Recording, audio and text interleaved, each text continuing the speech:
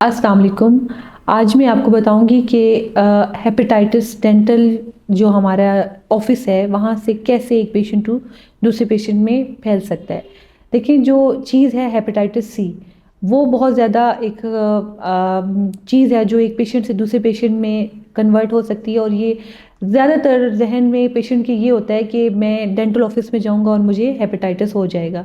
तो इस वजह से, बहुत डर की वजह से वो अपना डेंटल ट्रीटमेंट भी कराना छोड़ देता है। देखिए, इन चीज़ों से बचने का क्या तरीका है और आपको कैसे पता चलेगा कि मैं जिस जगह पे जा रहा हूँ वो मेरे लिए सेफ़ है या नहीं।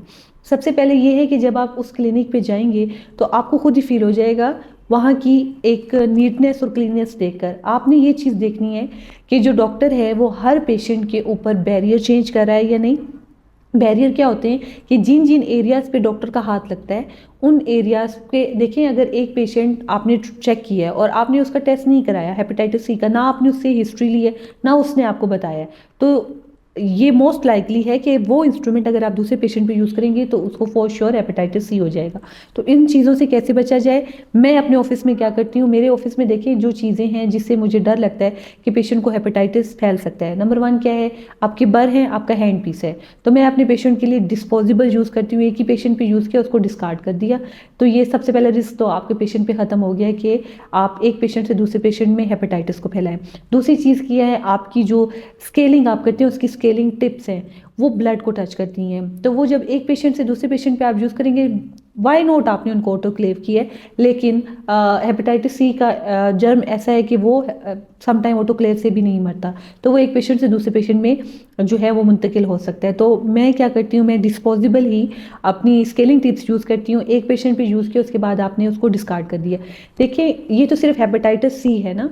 एक पेशेंट आपके पास आ रहा है, आपको नहीं पता, आजकल बहुत सारी डिजीज़ेज़ हैं जो कॉमन है, इसमें HIV भी है। पेशेंट नहीं बताएगा आपको कभी भी कि उसके साथ ये मसला है। मेजॉरिटी ऑफ टाइम तो उनको पता भी नहीं होता। और ये बिल्कुल सही बात है कि अगर केयर ना की जाए डेंटल ऑफिस में, ये छोटी छोटी चीज़ें जो कि एक पेशेंट से दूसरे पेशेंट में ट्रांसफ़र होंगी तो उनको हेपेटाइटिस सी हो सकता है। नंबर 3, जो बहुत ज़्यादा कॉन्शियस पेशेंट हो और आप डॉक्टर खुद भी कॉन्शियस होते हैं अपने पेशेंट के बारे में, तो आप डिस्पोजेबल जो डेंटल चेकअप की किट्स हैं वो भी यूज़ कर सकते हैं। तो मैंने ये सब चीज़ें अपने क्लिनिक में रखी हुई हैं इस चीज़ को मेक श्योर करने के लिए कि मैं अपने पेशेंट पे ये क्रॉस इन्फेक्शन को जितना हो सके कंट्रोल करें। दूसरी चीज़ जो है वो ये है कि सबसे पहले तो आप पेशेंट से डिटेल हिस्ट्री लें। मेजॉरिटी ऑफ पेशेंट वो आपको बता देते हैं कि हमें हेपेटाइटिस सी हुआ था।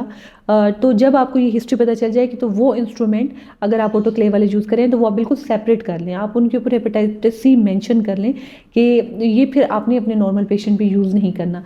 तीसरी चीज़ जो आ जाती है वो एट द स्पॉट ये है कि आप एक डिस्पोजेबल किट होती है वो आप रखें। जो भी पेशेंट आए आप फ़ौरन उसका ब्लड टेस्ट लेके फ़ौरन ही वो आपको उसमें पेशेंट का active profile hepatitis B C का बता देता है। वो आप अपनी यूनिट साइड पे रखें, वो फ़ौरन हर पेशेंट पे करें। तो इससे ना सिर्फ एक डेंटिस्ट को फ़ायदा होगा बल्कि उनके पेशेंट को भी फ़ायदा होगा कि जब फ़ौरन वो डेंटिस्ट उसका टेस्ट ले लेगा तो उन्हें पता चल जाएगा कि उनका जो है ये प्रोफाइल ठीक है। जो बेस्ट चीज़ तो यही है कि हमारे मुल्क में बस यही है हर जगह पे कि जल्दी जल्दी करें, ट्रीटमेंट करें। बेस्ट तो यही है, जिस भी पेशेंट का आप ट्रीटमेंट स्टार्ट करें, आप जब वो अपॉइंटमेंट लें तो आप उनसे कह दें कि अपना ये प्रेजेंट जो है आप हेपेटाइटिस सी का HIV का टेस्ट करा लें, ताकि एक पेशेंट से दूसरे पेशेंट में ये जो डिजीज़ हैं ये ट्रांसफ़र ना हो।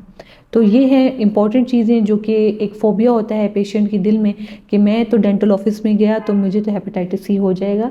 तो जब आप जाएँ, ये आपका हक है, आप डॉक्टर से कहें कि मेरे ऊपर काइंडली आप डिस्पोजेबल चीज़ें यूज़ करें। इतनी कॉस्टली नहीं होती, थोड़ी सी कॉस्ट आप एक्स्ट्रा पे कर दें तो आप इन चीज़ों से बिल्कुल बच सकते हैं। और ये हर डेंटिस्ट के पास एक्स्ट्रा स्टॉक मौजूद होता है। वो आपके ऊपर न्यू बर भी यूज़ कर सकता है, न्यू फॉइल भी यूज़ कर सकता है।